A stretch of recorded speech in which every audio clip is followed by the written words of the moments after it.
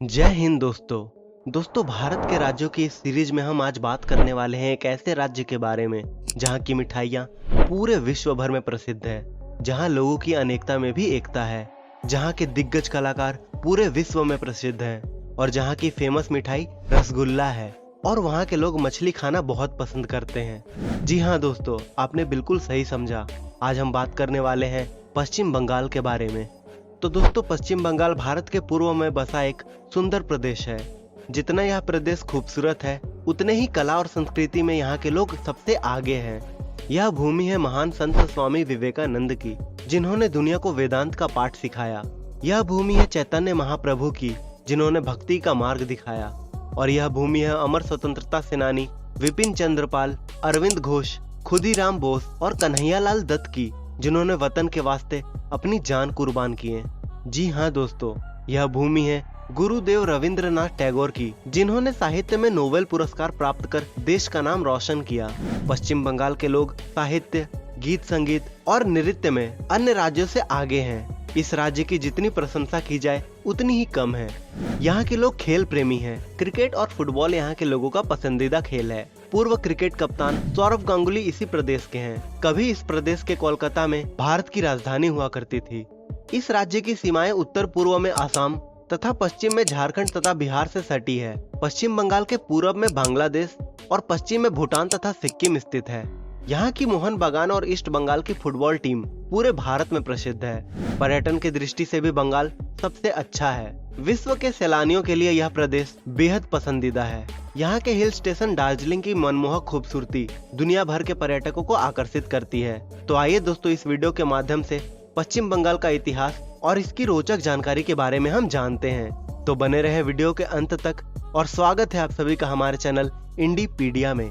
यदि आपने अभी तक हमारे चैनल को सब्सक्राइब नहीं किया तो अवश्य कर लें, ताकि भारत और उनके राज्यों को आप और भी अच्छे से जान सके। तो बिना किसी देरी किए आइए वीडियो को शुरू करते हैं। तो सबसे पहले बात करते हैं इसके इतिहास के बारे में।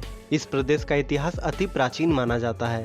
बंगाल का प्राचीन इतिहास ईसा पूर्व 3री सदी से ही ज्ञात है। यह प्रदेश कभी मौर्य साम्राज्य और फिर गुप्त वंश के अधीन रहा, लेकिन कुछ विद्वानों के अनुसार बंगाल पर मौर्य और गुप्त वंश के प्रभुत्व का कुछ खास असर नहीं हुआ।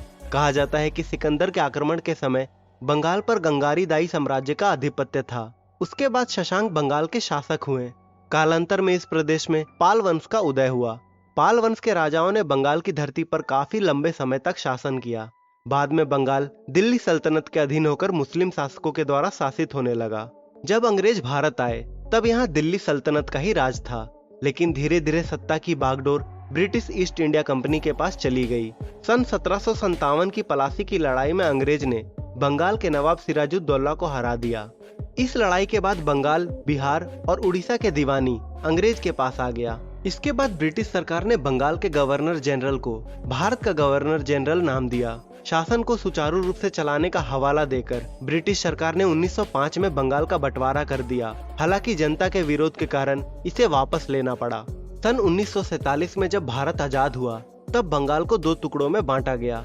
बंगाल का पूर्वी भाग, जहां मुस्लिम आबादी अधिक थी, वह पूर्वी पाकिस्तान बना और बंगाल का पश्चिम हिस्सा पश्चिम बंगाल के नाम से भारत का एक राज्य बना। इस प्रकार बंगाल का भूतकालीन इतिहास पर नजर दौड़ाया जाए तो यह काफी जोड़ तोड़ भरा है। इस राज्य की सीमा का कई बार विस्तार और संकुचन हुआ।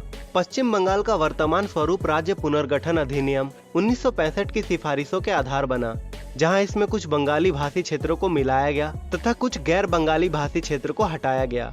राज्य के गठन के बाद यहाँ भारतीय राष्ट्रीय कांग्रेस पार्टी ने सन 1977 तक राज किया, लेकिन 1977 के चुनाव के बाद पहली बार यहाँ कम्युनिस्ट पार्टी की सरकार बनी। इस पार्टी की सरकार ने बंगाल में लंबे समय तक शासन करने का रिकॉर्ड बनाया। कम्युनिस्ट पार्टी की प्रसिद्ध नेता ज्योति बासु पश्चिम बंगाल में 35 साल तक मुख्यमंत्री रहे, लेकिन 2011 के विधानसभा चुनाव में ममता बनर्जी की पार्टी ने कम्युनिस्ट पार्टी को हराकर सत्ता पर काबिज हो गई। इस प्रकार ममता बनर्जी राज्य की पहली मुख्यमंत्री बनने का गौरव हासिल किया। पश्चिम बंगाल की राजधानी कोलकाता है और पश्चिम बंगाल की राजधानी कोलकाता एक ऐतिहासिक शहर है। ब्रिटिश काल में कलकत्ता भारत का सबसे विकसित नगर था और कभी यह भारत की राजधानी हुआ करती थी। पर्यटन की दृष्टि से कोलकाता भारत में अहम स्थान रखता है। हावड़ा ब्रिज और विक्टोरिया मेमोरियल कोलकाता की पहचान है। पश्चिम बंगाल की मुख्य भाषा बंगाली है। इस राज्य की अधिकांश आबादी बंगाली भाषा बोलते हैं। पश्चिम बंगाल के दार्जिलिंग इलाके में लोग नेपाली भी बोलते हैं, लेकिन प्रशासनिक कामकाज में अंग्रेजी भाषा का भी प्रयोग किया जाता है। इसके अलावा यहाँ लोग हिंदी, उर्दू, अंग्रेजी, उड़िया और संताली भाषा भी बोलते हैं। वेस्ट बंगाल के निवासी नृत्य, संगीत और कला प्रेमी होते हैं। यही कारण है कि बंगाल कला, साहित्य, संगीत और नाट्य में वर्षों से आगे है। पश्चिम बंगाल की संस्कृति की झलक यहाँ मनाए जाने वाले उत्सव और त्योहारों के दौरान भी दिखाई पड़ती है। भारतीय सिनेमा में इस प्रदेश के लोगों का अहम योगदान रहा है। पश्चिम बंगाल ने देश को कई संगीतकार, गायक और एक्टर दिए हैं। अगर सिंगर्स की बात की जाए तो श्रेया घोषाल, अरिजीत सिंह, बप्पी लहरी, अलका याग्निक और प्रीतम चक्रवर्ती जैसे फेमस सिंगर इसी राज्य से बिलोंग करते हैं। सत्यजीत रे, तमन सिन्हा, मृणाल सेन, अपर्णा सेन जैसे महान निर्देशक इसी धरती के लाल हैं। गुरुदेव रविंद्रनाथ टैगोर पश्चिम बंगाल से ही थे, जिन्हें साहित्य के क्षेत्र में अमूल्य योगदान दिया। उन्हें अपनी रचना गीतांजलि के लिए विश्व प्रसिद्ध नोबेल पुरस्कार से सम्मानित किया गया। भक्ति भावना में भी यहाँ के लोग आगे हैं। यहाँ के लोग दुर्गा पूजा और काली पूजा बड़े ही धूमधाम से मनाते हैं। इस दौरान इस राज्य की छटा देखते ही बनती है। दोस्तों, पश्चिम बंगाल का क्षेत्रफल 88,752 वर्ग किलोमीटर है और यह राज्य बिहार, झारखंड, उड़ीसा और पूर्व में बांग्लादेश से घिरा है। पश्चिम बंगाल अपनी समृद्ध संस्कृति, विरासत और विविध परिदृश्य के लिए प्रसिद्ध है, जिनमें हिमालय पर्वत, गंगा डेल्टा और सुंदरवन आदि प्रमुख है। पश्चिम बंगाल में बहने वाली नदियां में गंगा, हुगली, भागीरथी, मयूराक्षी और दामोदर के नाम प्रमुख है। यहाँ की बहने वाली दामोदर नदी हर साल बाढ़ के कारण लोगों के जनजीवन को बहुत प्रभावित करती है। यही कारण है कि दामोदर नदी को बंगाल का शोक कहा जाता है। इस राज्य की अर्थव्यवस्था में कृषि का महत्वपूर्ण योगदान है। पश्चिम बंगाल की अधिकांश आबादी खेती पर ही निर्भर करती है। भारत का यह राज्य जूट, चावल और चाय के उत्पादन के लिए पूरे भारत में प्रसिद्ध है। चावल यहाँ के लोगों का मुख्य खाद्यान्न है। खनिज संसाधन में भी यह राज्य उन्नत है। यहाँ से बड़ी मात्रा में चूना पत्थर, डोलोमाइट और चीनी मिट्टी का निर्यात किया जाता है।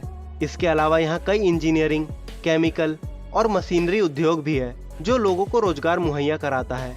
उपयुक्त सारे फैक्टर मिलाकर इस राज्य की अर्थव्यवस्था को निर्धारित करती है। भारत की इस राज्य की अधिकांश आबादी गांव में निवास करती है।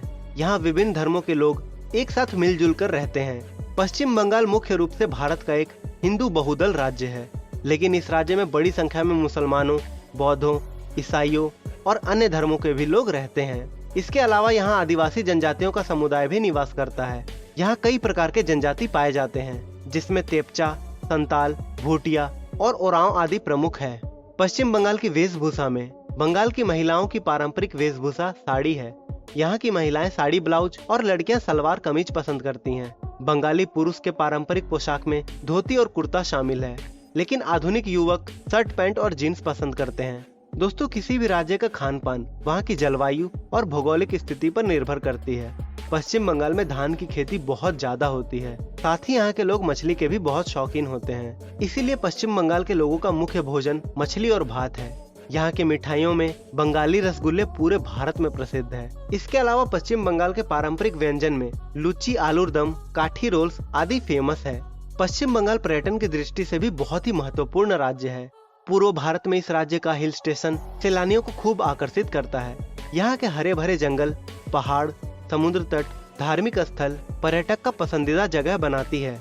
यहाँ के हिल स्टेशनों में प्रसिद्ध दार्जिलिंग के मनभावक नज़ारे, चाय के खूबसूरत बागान, दूर दूर तक फैली हरियाली, शांत वातावरण, सुंदर घाटियाँ पर्यटकों को सुखद एहसास दिलाती है।